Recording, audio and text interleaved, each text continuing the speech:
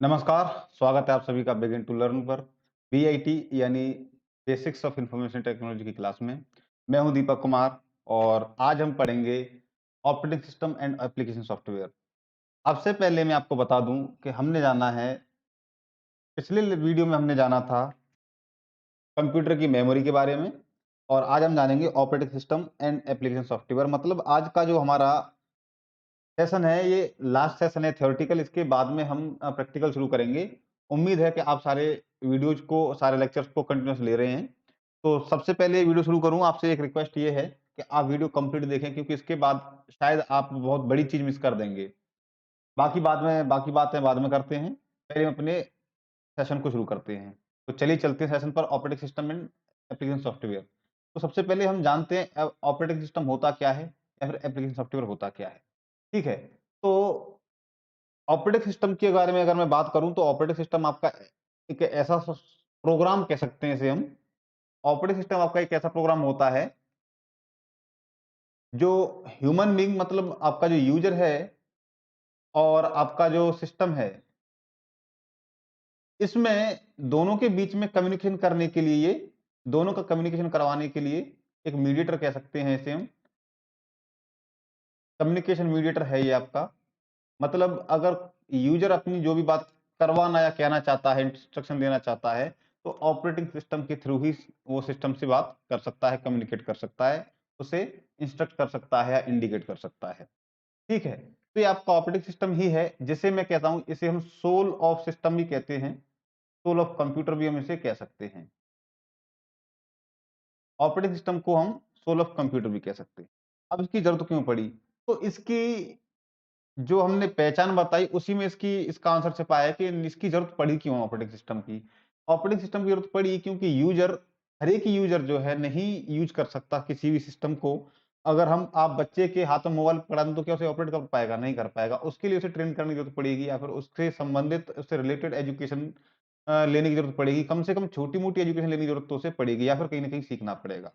ठीक है, यही बात है। वो बात अलग है कि इस समय का आपका यूजर इंटरफेस इतना फ्रेंडली हो गया है कि आप उसे कोई भी यूज कर सकता है, कोई भी दिक्कत उसे यूज करने में नहीं होती है। बहरहाल हम अगर बात करें शुरुआत की, स्टार्टिंग में जब कंप्यूटर्स बन रहे थे, उस समय की अगर हम बात करें तो उस समय ट्रेन्ड पर्सन ही कंप्यूटर को यूज कर पाते थे। इसलिए हमको एक ऐसे सिस्टम की जरूरत थी कि नॉर्मल पर्सन भी कंप्यूटर सिस्टम के साथ में काम कर सके। ठीक है, तो इसलिए हमको ऑपरेटिंग सिस्टम बनाने की जरूरत पड़ी।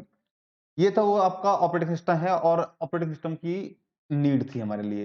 इसके बाद हम चलते हैं कि ऑपरेटिंग सिस्टम हमारे होते कितने तरीके के हैं। तो ऑपरेटिंग सिस्टम हमारे पास होते हैं 2 तरीके के, एक तो आपका सिंगल यूज़र होता है, दूसरा होता है multi user. Clear? Single user, multi user में फ़र्क क्या है इसे ज़रा देख लेते हैं। कि आपका ये जो सिंगल यूज़र है, इसमें केवल आपका एक सिंगल यूज़र ही काम कर सकता है, मतलब एक एक टाइम पे 1 पर्सन ही काम कर सकता है, 1 पर्सन एट वन टाइम। ठीक है? मल्टी यूजर में क्या है, इसमें आपके बहुत सारे लोग एक साथ में काम कर सकते हैं। सिस्टम एक होगा, मतलब one system and many users. Many user से मतलब है हमारा कि आपके यूजर्स दो हो सकते हैं या दो से अधिक भी हो सकते हैं। ठीक है, तो सिंगल यूजर सिस्टम की बात करें तो इसमें हमारे पास आते हैं एमएस डॉस और हमारे पास आता है डीआर डॉस। यही आपके डॉस का मतलब आप जानते हैं, एमएस का मतलब माइक्रोसॉफ्ट और डॉस का मतलब disk operating system. DR DOS मतलब ये आपका डिस्क ऑपरेटिंग सिस्टम है। तो इसके आगे हम चलते हैं, इसमें केवल सिंगल टाइम में सिंगल यूजर काम कर सकता है। मल्टी यूजर में आप देखेंगे तो मल्टी यूजर में हमारे पास होता था लिनक्स, यूनिक्स, इस तरीके से हमारे पास सॉफ्टवेयर होते थे। लिनक्स हो गया आपका, यूनिक्स हो गया आपका। अब अगर आप देखेंगे तो इस समय आपके लिए विंडोज भी चल रहा है। तो ये आपका मल्टी यूजर वाले इंटरफेस वाले ऑपरेटिंग सिस्टम है, ये आपके सिंगल यूजर इंटरफेस वाले ऑपरेटिंग सिस्टम है। ठीक है, इसमें सिंगल यूजर में केवल एक बार में एक ही आदमी काम कर सकता है, मल्टी यूजर में एक बार में एक से ज्यादा आदमी काम कर सकते हैं। इसका मतलब ऐसे भी कह सकते हैं, अगर आपने अपने कंप्यूटर को इस्तेमाल किया है, आप अब आजकल तो ये सिस्टम मोबाइल में भी आने लगा है कि आप उसमें क्लोन बना सकते हैं और एक साथ में दो यूजर के साथ में से लॉगिन कर सकते हैं। एक एडमिन होता है, दूसरा आपका गेस्ट एज अ गेस्ट हम नॉर्मली गेस्ट ही बना देते हैं, ठीक है, या फिर कुछ भी होता है दूसरे नाम से किसी से बना सकते हैं। तो इस तरीके से हम दो यूजर को एक सिस्टम में एक ही डिवाइस पर यूज करने के लिए उसे कंपेटेबल कर सकते हैं। ये था आपका टाइप्स ऑफ ऑपरेटिंग सिस्टम। इसके बाद में हम जो जानेंगे, ये जानते हैं ऑपरेटिंग सिस्टम के कार्य क्या हैं, मतलब major functions of operating system. Operating system के मुख्य कार्य क्या होते हैं, इनके बारे में हम जानेंगे। तो ऑपरेटिंग सिस्टम के जो मुख्य कार्य हैं, इसका सबसे बड़ा जो कार्य है वो होता है मैनेजमेंट का। किसका होता है? मैनेजमेंट का। अब ये मैनेजमेंट किस चीज का करता है? सारे के सारे मैनेजमेंट जितने भी करता है उन सभी को हम यहाँ पर समझेंगे। तो सबसे पहले समझते हैं सीपीयू मैनेजमेंट क्या करता है ये। तो सीपीयू मैनेजमेंट क्या होता है, यहाँ सीपीयू मैनेजमेंट को समझ लेते हैं। यहाँ देखेंगे तो इसकी सबसे बड़ी बात जो है, सबसे पहले प्रोसेस को मैनेज करता है। प्रोसेस मैनेजमेंट का काम है। प्रोसेस मैनेजमेंट का काम मैंने आपको जिस समय सीपीयू के बारे में बता रहा था मैं, तो क्या काम होता है, ये रिकॉग्नाइज करता है आपका कि आपने जो कमांड दी है वो क्या है, कोई मैथमेटिकल इक्वेशन दिया है आपने इसे, या फिर कोई लॉजिकल इक्वेशन दिया है इसे,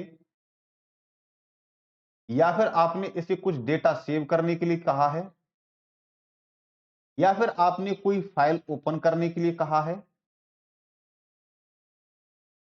इस तरीके से ये पूरा का पूरा सर्च आउट करेगा, पहचानने की कोशिश करेगा कि आपने इससे कहा क्या है। उस तरीके से ये जो है फिर अपना काम करता है, ये उस तरीके से प्रोसेस करेगा और उसी आपके कमांड पर ये एक्ट करेगा। और आपने जिस जिस तरीके से अगर मैथमेटिकल इक्वेशन कही है कि नहीं 2+2 हमको ऐड करके दिखा दो, तुरंत आंसर 4 का दिखा देगा। ये कहेगा नहीं 2 में से और ए में से आपका नंबर कौन सा है, या फिर आपका अल्फाबेट कौन सा है, तो तुरंत आंसर दे देगा ये आपका ये नंबर है, ये अल्फाबेट है। डेटा सेव करने के लिए कहा है, आपने कोई फाइल बनाई तो उसे किस डायरेक्टरी में सेव करना है वो भी आपसे पूछेगा, उसके बाद वहां पर आपका डेटा सेव कर देता है। फाइल ओपन करने के लिए अगर आपने पहले से कोई फाइल बनाई हुई है तो उससे क्या करेगा, ये उस डायरेक्टरी में ले जाकर के आपको इंस्ट्रक्शन के थ्रू उस फाइल को ओपन कर देगा। ठीक है। इसके बाद में प्रोसेसिंग को एंड करना होता है। क्या होता है? And processing. अब आपने जो काम दिया था वो काम खत्म होने के बाद उसे खत्म भी तो करना है। खत्म क्या करेगा? लास्ट में या तो उस डेटा को सेव करेगा या फिर उस फाइल को एग्जिट कर सकते हैं वहां से। ठीक है। और अगर आपने ये ऑपरेशन दी है तो इनको आपको एज अ रिजल्ट ये शो कर देगा, यहाँ पर इसका आपका प्रोसेसिंग एंड हो जाएगी। ठीक है। इसके बाद में प्रोसेसिंग, अगर हम कहें कि प्रोसेसिंग के गुण को सेट करता है, गुण का मतलब इसके जो क्या है कैरेक्टरिस्टिक्स प्रोसेसिंग के क्या होते हैं, जैसे कि मैंने आपको बताया लॉजिकल होता है या मैथमेटिकल होता है, इसे ये फाइंड आउट करता है। इसी तरीके से हम किसी भी प्रोग्राम को कर रहे हैं यहाँ पर, तो किसी प्रोग्राम को ये आपका एडिट कर देता है। एडिटिंग प्रोग्राम जिसे हम कह सकते हैं, एडिटिंग प्रोग्राम। तो इसमें क्या करेगा ये प्रोग्राम एडिट करने के लिए, जैसे कोई फाइल आपने पहले बनाई हुई, उसे में आपको कोई भी अमेंडमेंट करना है, कोई भी एडिट करना है, तो क्या करेगा, कुछ भी एडिट करने के लिए उस फाइल को आप खोल करके उसमें एडिट कर सकते हैं। तो ये था आपका सीपीयू मैनेजमेंट का काम। उम्मीद है आप इस चीज को समझ गए होंगे, और अगर आप नहीं समझे हैं तो एक बार फिर से रिवर्स करके वीडियो को देख सकते हैं। तो हालाँकि मैं बहुत आराम से बताने की कोशिश कर रहा हूँ जिससे कि आप आसानी से सारी बातों को समझ जाएँ। तो इस चीज़ को अगर आप समझ गए हैं तो इसका स्क्रीनशॉट ले लीजिए, क्योंकि अब हम नेक्स्ट स्टेप पर जाने वाले हैं। नेक्स्ट स्टेप है आपका डिवाइस मैनेजमेंट का। अब वहाँ चलें उससे पहले मैं इस क्लियर कर देता हूँ इसे। नेक्स्ट स्टेप जो आता है वो आता है आपका डिवाइस मैनेजमेंट का। अब डिवाइस मैनेजमेंट में भी आपका सेम वही प्रोग्राम होगा, वही प्रोसेस होगा। क्या प्रोसेस होगा? सबसे पहले तो जिस डिवाइस को आप खोलना चाहते हैं तो उससे क्या करेगा, परमिशन लेगा। परमिशन लेता है उससे डिवाइस में एंट्री करने के लिए। ठीक है। Permission to enter into the device या फिर ड्राइव। ठीक है। डिवाइस या फिर ड्राइव में एंटर करने के लिए परमिशन लेगा। दूसरी बात अगर हम देखें तो किसी भी डिवाइस को अगर आप देख सकते हैं यहाँ आप दूसरी, अब हम सिस्टम के साथ क्या करते हैं, यूएसबी के थ्रू किसी भी दूसरे मोबाइल को कनेक्ट कर सकते हैं। तो वो क्या, उसके लिए भी ये परमिशन ग्रांट करता है। और वहां भी किसी दूसरे डिवाइस को आप डिवाइस मैनेजमेंट के थ्रू मैनेज कर सकते हैं। ठीक है। किसी भी डिवाइस को जैसे अगर आपने यूएसबी को इंसर्ट किया तो उसे वहां से आप निकाल भी सकते हैं। इस तरीके से पूरा का पूरा प्रोग्राम आप एक कंप्यूटर के थ्रू डिवाइस मैनेजमेंट के थ्रू कर सकते हैं। जैसे कि अगर आपने यूएसबी को इंसर्ट किया उसके अंदर फाइल्स कौन सी उन सारी फाइल्स को आप ओपन कर लेंगे। या फिर अगर आपने आजकल देखा होगा अपने मोबाइल को आप यूएसबी के थ्रू से कनेक्ट कर दिया तो मोबाइल का पूरा डेटा आप क्या करेंगे, अपनी स्क्रीन पर, कंप्यूटर स्क्रीन पर आप आसानी से देख सकते हैं।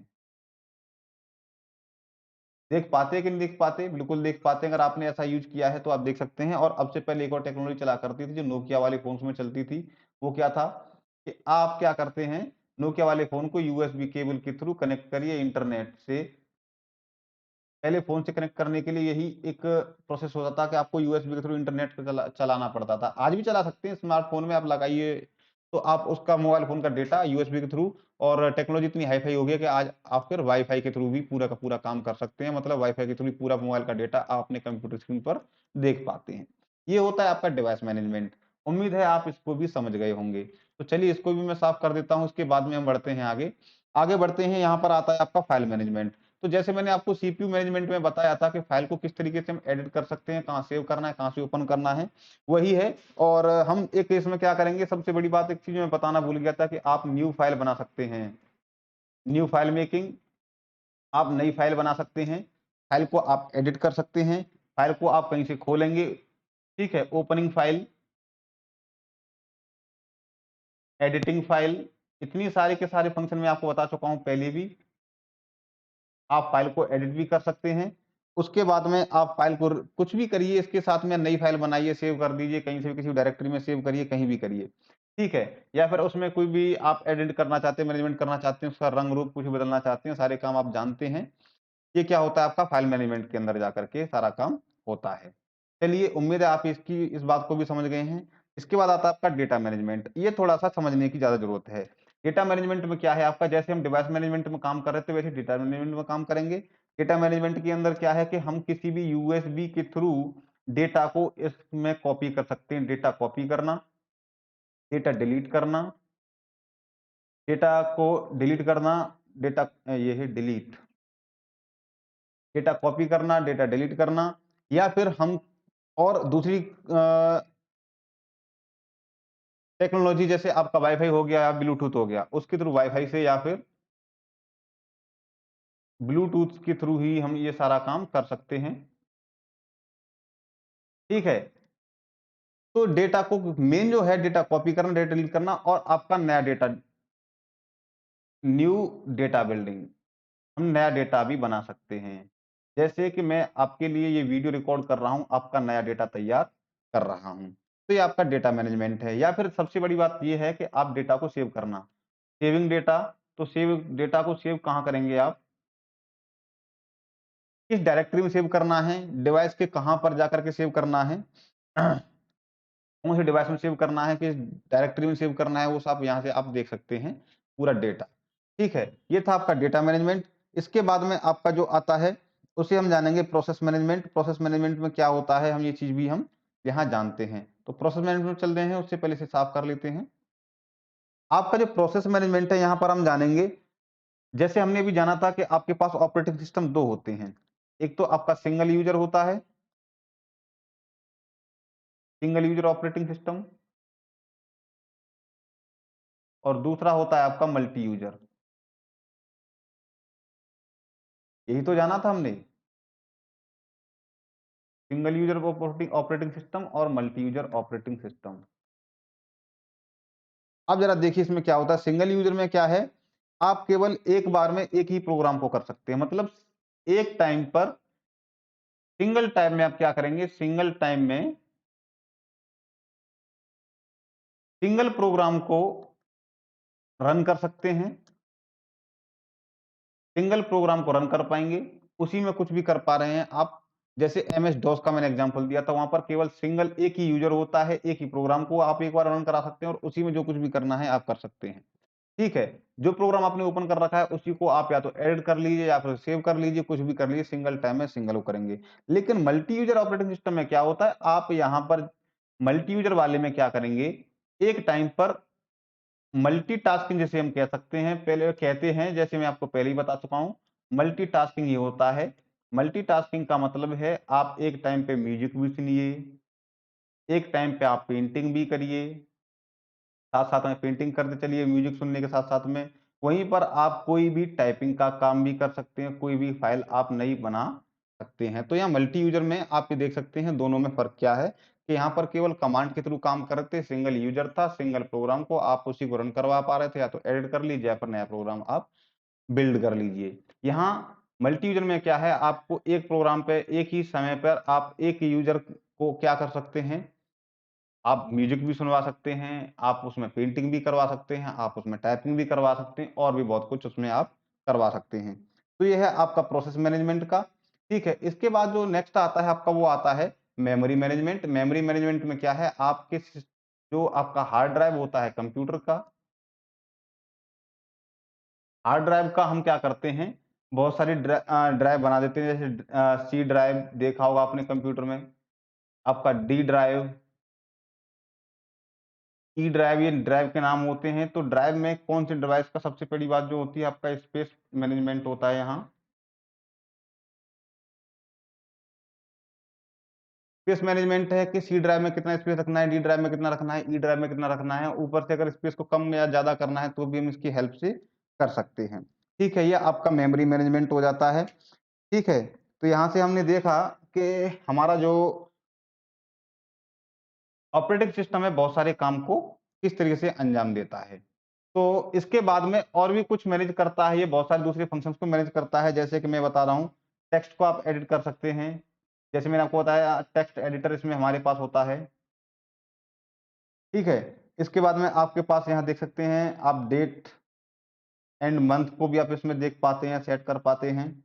डेट एंड मंथ को आप सेट कर पाते हैं। उसके बाद में आप देख सकते हैं आपको फाइल्स वगैरह कॉपी करने का जो भी काम है, फाइल्स कॉपी करना है या फिर पेस्ट करना है या फिर डिलीट करना है, कुछ भी करना है, ये सारे काम कहाँ कर पाते हैं आप? ऑपरेटिंग सिस्टम के ऊपर कर पाते हैं। उम्मीद है यहाँ तक आपने सारी बातों को समझ लिया है और सारी बातें आपकी समझ में आ गई हैं। इसके बाद हम देखते हैं ज़रा हमारे कंप्यूटर के पास कुछ ऑपरेटिंग सिस्टम है, वो किस-किस कौन से ऑपरेटिंग सिस्टम है जिस पर हम काम कर सकते हैं। ठीक है? तो हमारे पास जो कुछ मतलब जो आपके मेन ऑपरेटिंग सिस्टम जो हैं वो कौन से हैं, जिनको आप नॉर्मली यूज़ करते हैं ऑपरेटिंग सिस्टम और पीसी कह सकते हैं या फिर कंप्यूटर कह सकते हैं, आपके कौन से हैं। इसमें देखेंगे आप, हमने आपको नाम बता दिया, एक तो आपका एमएस डॉस होता ही है, दूसरा आपका विंडोज़, आप उस पे काम करते हैं, विंडोज़ पर आप काम कर पाते हैं, ठीक है। तीसरा आप उसमें क्या होता है, यूनिक्स में आप काम कर पाते हैं, इन सभी के नाम मैंने आपको बता दिए हैं। आप लिनक्स में काम कर पाते हैं। इस तरीके से सारे के सारे ये सारे के सारे क्या हैं, आपके ऑपरेटिंग सिस्टम हैं और इनमें से कुछ आपके मल्टी यूज़र हैं और कुछ आपके इसमें से सिंगल यूज़र हैं। तो सिंगल यूज़र तो इसमें आपका एमएस डॉस ही है, बाकी एमएस विंडोज़ हो गया, यूनिक्स और लिनक्स जो हैं आपके ये मल्टी यूज़र हैं। ठीक है? तो ये आपके पॉपुलर हैं और भी बहुत सारे ऑपरेटिंग सिस्टम हैं जो काम करते हैं, लेकिन ये आपके मोस्ट पॉपुलर ऑपरेटिंग सिस्टम है, इन पर आप काम कर पाते हैं। इसके बाद में हम आते हैं आपके कंप्यूटर सॉफ्टवेयर की बात करते हैं। तो कंप्यूटर सॉफ्टवेयर आपके कितने तरीके के होते हैं, इसके बारे में हम ज़रा जान लेते हैं। कंप्यूटर सॉफ्टवेयर हमारे पास 3 तरीके के होते हैं, ठीक है? और कंप्यूटर सॉफ्टवेयर होते क्या हैं? कंप्यूटर सॉफ्टवेयर ये सॉफ्टवेयर होते हैं जिनके थ्रू हम काम कर पाते हैं। या फिर ऐसे कह दें कि ऑपरेटिंग सिस्टम, जिस तरीके से हमने ऑपरेटिंग सिस्टम को समझा था कि ऑपरेटिंग सिस्टम आपका हेल्प करता है यूज़र और डिवाइस के बीच में कम्युनिकेट करने के लिए, वैसे ही आपका सॉफ्टवेयर जो है कंप्यूटर सॉफ्टवेयर, ये भी आपका हेल्प करता है यूज़र और डिवाइस के बीच में कम्युनिकेट कराने के लिए। ठीक है? अब कंप्यूटर सॉफ्टवेयर आपके होते कितने तरीके के हैं? पहला तो आपका होता है सिस्टम सॉफ्टवेयर, इसे समझ लेते हैं सिस्टम सॉफ्टवेयर क्या होता है। तो सिस्टम सॉफ्टवेयर जो होता है आपका पूरे के पूरे कंप्यूटर को मैनेज करता है ये। क्या करता है? कंप्यूटर को मैनेज करता है, पूरे कंप्यूटर को मैनेज करने के लिए सिस्टम सॉफ्टवेयर का हम यूज़ करते हैं। जैसे आपका ऑपरेटिंग सिस्टम हो गया, ऑपरेटिंग सिस्टम का मतलब आपका विंडोज़ हो गया, ठीक है? ऊपर से आपका डॉस हो गया, डिस्क ऑपरेटिंग सिस्टम। पूरा का पूरा ये जो है आपका सिस्टम सॉफ्टवेयर है, मतलब इसे हम कंप्यूटर की आत्मा कहते हैं और इसके बिना आपका कंप्यूटर अधूरा है, आप काम नहीं कर पाएँगे कंप्यूटर सॉफ्टवेयर में सिस्टम सॉफ्टवेयर के अलावा। इसके बिना तो आप कंप्यूटर पर काम कर ही नहीं सकते, आपका कंप्यूटर मृत पड़ा रहेगा, डेड पड़ा रहेगा, जैसे ह्यूमन बॉडी डेड पड़ी रहती है। ठीक है? उसमें या फिर आप अपने फ़ोन को चार्ज करने के लिए बैटरी चाहिए ना, वैसे ही इसमें बैटरी की, खैर मैं ऐसा एग्ज़ाम्पल दे रहा हूँ, लेकिन आपके आदमी को चलने के लिए आत्मा की ज़रूरत पड़ती है, ऐसे ही कंप्यूटर चलने के लिए कंप्यूटर की आत्मा है। इसे आप सोल ऑफ कंप्यूटर कहते हैं, सिस्टम सॉफ्टवेयर को। इसके बिना आप कुछ भी नहीं कर पाएँगे कंप्यूटर। ठीक है? चाहे वो आपका एमएस डॉस हो या फिर आपका ये क्या बोलते हैं इसको, विंडोज़ हो। अब सिस्टम सॉफ्टवेयर के हमारे पास 3 भाग होते हैं, इसे हम 3 पार्ट्स में डिवाइड कर देते हैं। इसे हम आगे देखते हैं ज़रा। सिस्टम सॉफ्टवेयर, अभी हम फिलहाल कंप्यूटर सॉफ्टवेयर की बात कर रहे थे, हम सिस्टम सॉफ्टवेयर को अलग से आगे बताता हूँ इसके बारे में और डिटेल से। पहले कंप्यूटर सॉफ्टवेयर में थोड़ा समझ लेते हैं। तो कंप्यूटर सॉफ्टवेयर में आपने देखा आपका सिस्टम सॉफ्टवेयर जिसकी आत्मा होती है, इसके बाद जो आता है आपका एप्लीकेशन सॉफ्टवेयर आता है। मतलब ये आपके सॉफ्टवेयर या प्रोग्राम ऐसे होते हैं, सॉफ्टवेयर या प्रोग्राम कह सकते हैं इनको आप, प्रोग्राम ये भी होता है, ये भी प्रोग्राम ही होता है, लेकिन ये मेन प्रोग्राम होता है कंप्यूटर को रन कराने के लिए, लेकिन ये आपका ऐसा सॉफ्टवेयर या प्रोग्राम होता है जो सिस्टम सॉफ्टवेयर के अंदर काम करता है। ठीक है? सिस्टम सॉफ्टवेयर के अंदर हम एप्लीकेशन सॉफ्टवेयर पर काम कर पाते हैं सिस्टम सॉफ्टवेयर की सहायता से। क्लियर? तो ये आपके एप्लीकेशन सॉफ्टवेयर होते हैं और इनमें हम विभिन्न प्रकार के काम कर पाते हैं। बाकी हम सिस्टम सॉफ्टवेयर में इतने काम नहीं कर सकते, बाकी जितने काम हम एप्लीकेशन सॉफ्टवेयर में कर पाते हैं। बस फ़र्क ये है कि सिस्टम सॉफ्टवेयर आपका सोल है, इसके ऊपर आपका ये सिस्टम एप्लीकेशन सॉफ्टवेयर रन करेगा। क्लियर? इसके बाद जो आता है आपका वो आता है यूटिलिटी सॉफ्टवेयर। यूटिलिटी सॉफ्टवेयर क्या है? इनको ये पावर करने के लिए, ये एप्लीकेशन सॉफ्टवेयर की पावर है या फिर हम अपने कंप्यूटर को बूस्ट करने के लिए, बूस्टिंग और पावरिंग अप कह सकते हैं इसे आप, पावरिंग अप इस पावरिंग अप कंप्यूटर कह दीजिए, या फिर हम कह सकते हैं सिक्योरिटी पर्पज़ से इसे हम यूज़ करते हैं अपने लिए, ये हमको सिक्योरिटी भी यूज़ कराते हैं। सिक्योरिटी प्रोवाइड करवाते हैं यूटिलिटी सॉफ्टवेयर, और भी बहुत सारे काम हैं जिनके बारे में जानेंगे। ठीक है? तो उम्मीद है आप तीनों में फ़र्क समझ गए होंगे कि आपके सिस्टम सॉफ्टवेयर क्या होते हैं, एप्लीकेशन सॉफ्टवेयर क्या होते हैं और यूटिलिटी सॉफ्टवेयर क्या होते हैं। अगर नहीं समझे तो एक बार फिर मैं समझा देता हूँ कि सिस्टम सॉफ्टवेयर आपका ये तो कंप्यूटर की आत्मा होता है, इसके बिना आपका कंप्यूटर बिल्कुल अधूरा है और आप किसी भी तरीके से इसमें आप काम नहीं कर पाएँगे। ठीक है? दूसरी बात, एप्लीकेशन सॉफ्टवेयर ऐसा सॉफ्टवेयर होता है या प्रोग्राम होता है सिस्टम सॉफ्टवेयर के ऊपर काम करता है, या फिर ऐसे कह दें सिस्टम सॉफ्टवेयर के अंदर काम करता है, कुछ भी कह लें। इसके बिना, सिस्टम सॉफ्टवेयर के बिना आपका एप्लीकेशन सॉफ्टवेयर काम नहीं कर पाएगा। क्लियर? और यूटिलिटी सॉफ्टवेयर भी कहाँ काम करते हैं? ये दोनों काम करते हैं आपके सिस्टम सॉफ्टवेयर पर, लेकिन यूटिलिटी सॉफ्टवेयर का काम क्या होता है? ये एप्लीकेशन सॉफ्टवेयर को और सिस्टम सॉफ्टवेयर को दोनों को सिक्योरिटी प्रोवाइड करवाना और इसको बूस्ट अप करना अपने सिस्टम को, आपके जो सिस्टम होगा चाहे मोबाइल फ़ोन है या फिर आपका कंप्यूटर, उसको बूस्ट अप करना या फिर उसको पावर अप करना, उसकी स्पीड बढ़ाना, इस तरह के काम आपका ये यूटिलिटी सॉफ्टवेयर करते हैं। उम्मीद है अब आप तीनों चीज़ों को आसानी से समझ गए हैं। चलिए, अब बात करते हैं हम सिस्टम सॉफ्टवेयर की। जो आपका सिस्टम सॉफ्टवेयर है ये किस तरीके से काम करता है? तो सिस्टम सॉफ्टवेयर में हमारे पास 3 पार्ट होते हैं। कौन से पार्ट होते हैं? एक तो होता है आपका अ, ऑपरेटिंग सिस्टम, मैंने आपको बता ही दिया है, ये एक्स्ट्रा जोड़ दिया है मैंने, कोई दिक्कत वाली बात नहीं है। आपका असेंबलर होता है। असेंबलर के बारे में मैं आपको बता देता हूँ ज़रा, क्या है असेंबलर? असेंबलर का काम जो होता है वो होता है आपका, जो हम लैंग्वेज यूज़ कर रहे हैं, लैंग्वेज को कन्वर्ट करता है ये। जैसे हमको पता है कि हमारा कंप्यूटर या फिर हमारा कंप्यूटर कौन-सी भाषा यूज़ करता है? कंप्यूटर भाषा यूज़ करता है मशीन लैंग्वेज कहते हैं। कंप्यूटर की लैंग्वेज क्या है? जिसे हम मशीन लैंग्वेज कहते हैं। ठीक है? अब मशीन लैंग्वेज क्या है?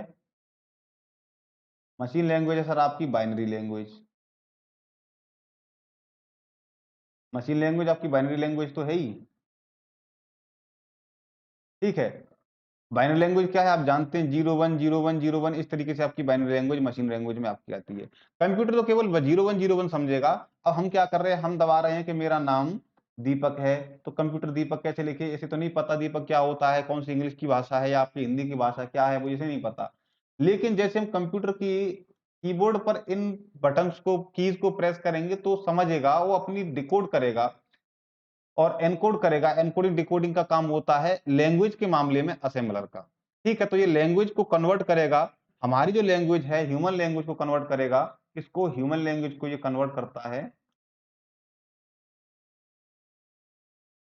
Human language to machine language. ठीक है? आदमी की भाषा को ये मशीनी भाषा में तब्दील कर देता है, ये आपका असेंबलर का काम होता है। उम्मीद है आप इस बात को समझ गए होंगे। इसके बाद जो आता है आपका, वो आता है कंपाइलर। अभी कंपाइलर का काम क्या होता है? कंपाइलर क्या होगा कि जो भी हाई लेवल लैंग्वेज होगी, उसको ये मशीन लेवल में या फिर हमारे लिए ह्यूमन लेवल लैंग्वेज में इसे चेंज करेगा। ठीक है?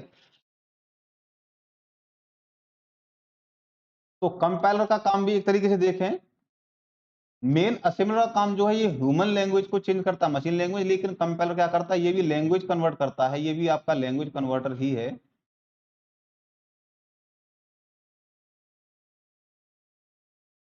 ये भी आपका लैंग्वेज कन्वर्टर है, लेकिन लैंग्वेज कैसी करता है ये, हाई लेवल लैंग्वेज। जो आपकी हाई लेवल लैंग्वेज होती है उसको क्या करेगा, आपका मशीन लेवल में करेगा, मशीन लैंग्वेज में ये कन्वर्ट करेगा। ठीक है, ये होता है आपका कंपाइलर। इसका काम क्या है कि हाई लेवल प्रोग्राम जो होते हैं जिनको केवल और केवल एक्सपर्ट ही समझ पाते हैं या कंप्यूटर समझ पाएगा, उसको ये मशीन लेवल में लैंग्वेज में, मशीन लैंग्वेज में कन्वर्ट कर देगा, या फिर ह्यूमन लैंग्वेज में भी या कन्वर्ट कर देता है, जैसे आप फिर आसानी से समझ सकते हैं। इसके बाद आता है आपका इंटरप्रेटर। इंटरप्रेटर क्या होता है, इंटरप्रेटर भी एक तरीके से कंपाइलर और असेंबलर की तरह काम करता है। इंटरप्रेटर का भी काम क्या होता है, आपका हाई लेवल लैंग्वेज को, हाई लेवल लैंग्वेज को क्या करेगा, कन्वर्ट करेगा। कहाँ, मशीन लेवल लैंग्वेज में, मशीन लैंग्वेज में। अब कहेंगे सर तीनों का काम है, ठीक है, इसका काम हम थोड़ा सा अलग लग रहा है असेंबलर का, कि असेंबलर क्या कर रहा है, ह्यूमन लैंग्वेज को मशीन लैंग्वेज में चेंज कर रहा है। लेकिन चलिए ठीक है, कम ये बात हमने मान ली, यह तो समझ में आ गया। कंपाइलर में क्या है आपका, कंपाइलर चलो ये भी आपने थोड़ा सा तोड़ मरोड़ के बता दिया कि नहीं, मशीन लैंग्वेज लैंग्वेज को ये जो है, या फिर हाई लेवल लैंग्वेज को मशीन लेवल में कन्वर्ट कर रहा है। चलिए ठीक है, हमने ये भी मान लिया कि कोई भी हाई लेवल लैंग्वेज होती होगी उससे ये चेंज कर रहा है मशीन लेवल लैंग्वेज में। लेकिन अब इसकी क्या तुकबंदी है कि इंटरप्रेटर जो है आपका, ये भी हाई लेवल लैंग्वेज को मशीन लेवल लैंग्वेज में कन्वर्ट कर रहा है।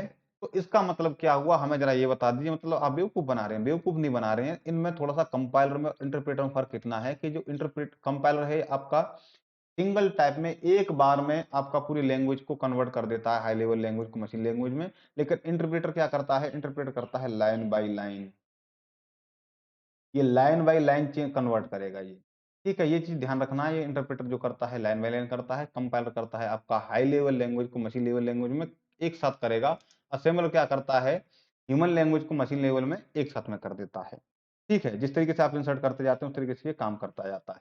इसके बाद में जो हमारी बात आती है वो आती है एप्लीकेशन सॉफ्टवेयर की। मैंने आपको बता दिया एप्लीकेशन सॉफ्टवेयर क्या होते हैं, इनके बारे में हम जरा देखें। तो हमारे पास देखते हैं हम एप्लीकेशन सॉफ्टवेयर, जो हमने बताया था आपको कि ये सिस्टम सॉफ्टवेयर के ऊपर काम करते हैं या फिर ऑपरेटिंग सिस्टम के ऊपर काम करते हैं। ठीक है, तो ये आपके इसमें फोटोशॉप जैसे हो गया, फोटोशॉप आप सभी लोग जानते हैं, फोटो को एडिट करने का काम आता है। इसमें क्या करते हैं आप, एडिटिंग फोटोज, इसका काम क्या होता है, एडिटिंग फोटोज। तो आप देख सकते हैं किस तरीके से एक आदमी कहीं भी फोटो करवा ले, लेकिन कोई काला हो तो उसे गोरा कर दीजिए, या फिर कड़ा जंगल में उसे आप पहाड़ों पर खड़ा कर दीजिए, बहुत बड़ी बड़ी बिल्डिंग्स में खड़ा कर दीजिए। इस तरीके से फोटो को एडिट कर सकते हैं आप इसमें, फोटोशॉप में। इस तरीके से आप देखेंगे तो एम एस पावर पॉइंट में जो मैं आपको इस समय पढ़ा रहा हूँ, ये क्या है, एम एस पावर पॉइंट की सहायता से काम कर रहा हूँ। और पावर पॉइंट की हेल्प से ही मैं आपको पढ़ा पा रहा हूँ, ये सारी सारी स्लाइड बना करके। ये क्या है, इसमें पूरा का पूरा स्लाइड्स को आप बना सकते हैं, मेकिंग स्लाइड्स, स्लाइड्स के थ्रू। अब स्लाइड्स का काम क्या होता है, ये सारी की सारी जब हम एम एस पावर पॉइंट पढ़ेंगे उस समय हम पढ़ेंगे कि आपका स्लाइड का काम क्या होता है, ये किस लिए हमारे लिए हेल्पफुल होती है। पर आप इतना समझ लीजिए कि आपको पढ़ा रहा हूँ तो इसका कुछ ना कुछ बढ़िया यूज होगा। ठीक है, जैसे एम एस वर्ड में क्या करते हैं आप, बुक्स वगैरह, बुक्स की टाइपिंग कर सकते हैं, या बुक्स बना सकते हैं, या फिर आप लेटर बना सकते हैं, या फिर आप कुछ भी एक इसके बाद कुछ इसमें आप लिस्ट वगैरह बहुत सारा काम कर सकते हैं। जैसे आप पढ़ेंगे समझेंगे तो आप देखेंगे कि आप क्या क्या एम एस वर्ड के थ्रू कर सकते हैं। ठीक है, इसके बाद एम एस एक्सेल भी होता है, जो बहुत सारे प्रोग्राम्स है, जो मैंने सिर्फ आपको एक for example Photoshop, power point और एम एस वर्ड का एग्जाम्पल दे दिया है, अलग-अलग फ़ील्ड से उठा करके। ठीक है, इसके बाद जो आता है वो आपका यूटिलिटी सॉफ्टवेयर आता है। अब यूटिलिटी सॉफ्टवेयर के बारे में हम जान लेते हैं क्या है। जैसे मैंने आपको बता दिया था कि यूटिलिटी सॉफ्टवेयर जो होते हैं वो आपके पावर अप करने के लिए बूस्टर होते हैं, पावर बूस्टर होते हैं सिस्टम के लिए और आपके एप्लीकेशन सॉफ्टवेयर के लिए। जैसे आपका एक एंटीवायरस हो गया। अब एंटीवायरस क्या काम करेगा? एंटीवायरस का काम जो होता है क्या करेगा? सिस्टम में बग ढूँढेगा। सिस्टम में इतने भी बग्स आते हैं उनको ढूँढता है, या फिर ऐसे कोई सिस्टम जो आपके लिए हानिकारक हों। जैसे आपका ऐसे प्रोग्राम होते हैं बहुत सारे।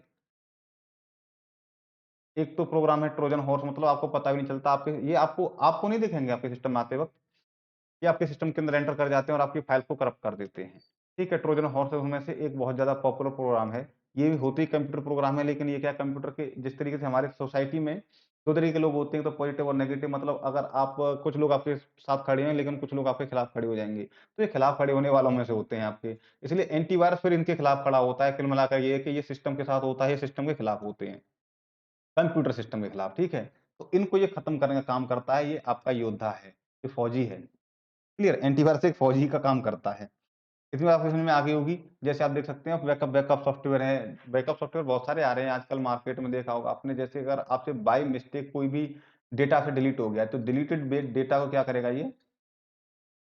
डिलीटेड डेटा को ये आपको वापस से लाकर दे देगा, बैकअप करके दे देगा ये, ठीक है? या फिर आप अपने डेटा को कहीं अपने फ़ोन से हटाना चाहते हैं, मेमोरी कम करना चाहते हैं, तो ये फिर आपके डेटा को अपने अंदर संजो कर रख लेगा, वहाँ सेव कर लेगा, फिर आप अपने डेटा को रीड कर सकते हैं वापस में। बाद में आप इसे वहाँ से अपने फ़ोन में या फिर अपने ड्राइव में लेकर के आ सकते हैं।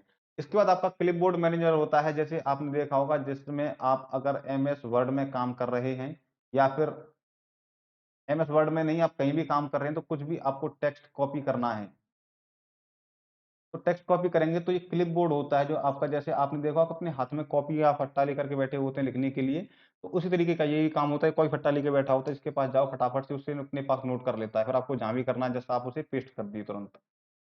ये आपका क्लिपबोर्ड का काम होता है, ठीक है।